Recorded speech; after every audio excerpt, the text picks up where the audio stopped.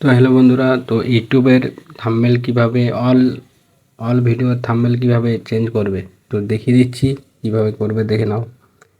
প্রথমে আমরা প্লে স্টোরে যাব, প্লে স্টোরে দিয়ে সার্চে যাব। সার্চে পরে উপরে সার্চ করব ওয়াইটি স্টুডিও, যেটা উপরে লেখাটা আছে সেটা, ঠিক আছে।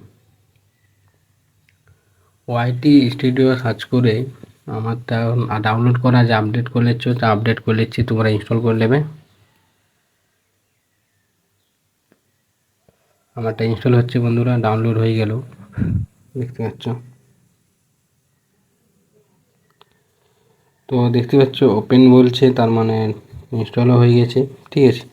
তো এটা আমরা এখন অন করব, ওপেন করব। ওপেন করে পরে দেখতে পাচ্ছ বন্ধুরা, ওপেন করলাম। ওপেন করে পরে আমরা যেমন এই ভিডিওটার উপরে যেমন ভিডিওটা আছে, এটার থাম্বনেল আমরা চেঞ্জ করবো, এই ভিডিওটা ঠিক আছে। দুটা প্রথমেরটা করি, প্রথম এটা খুলবে। উপরে দেখতে পাচ্ছ পেন্সিল আইকনের মতন একটা চিহ্ন আছে, ওটা টাচ করবে। টাচ করার পর দেখতে পাচ্ছ থাম্বনেলটা চলে এসছে। তো আবার পেন্সিল আইকনটা আছে উপরে, দেখতে পাচ্ছ বন্ধুরা, এখানে টাচ করবে।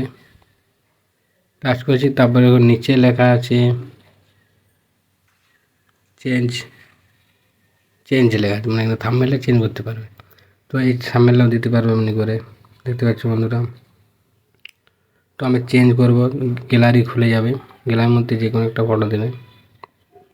যেমন যদি আমি এই ফটোটা দিই, তো এই ফটোটা চলে এসছে, দেখতে পাচ্ছ বন্ধুরা, যেমন এইচডিএস সেরকম করে নেবে এরকম। তো আমি এখন এটা থাম্বনেল চেঞ্জ করব না, তোমরা চাইলে করে নিতে পারো। আর উপরে ডান আছে, ডান টিপে দিলেই চেঞ্জ হয়ে যাবে থাম্বনেল, ঠিক আছে বন্ধুরা। উপরে দেখতে পাচ্ছ ডান আছে, ডান টিপে দিলেই থাম্বনেল চেঞ্জ।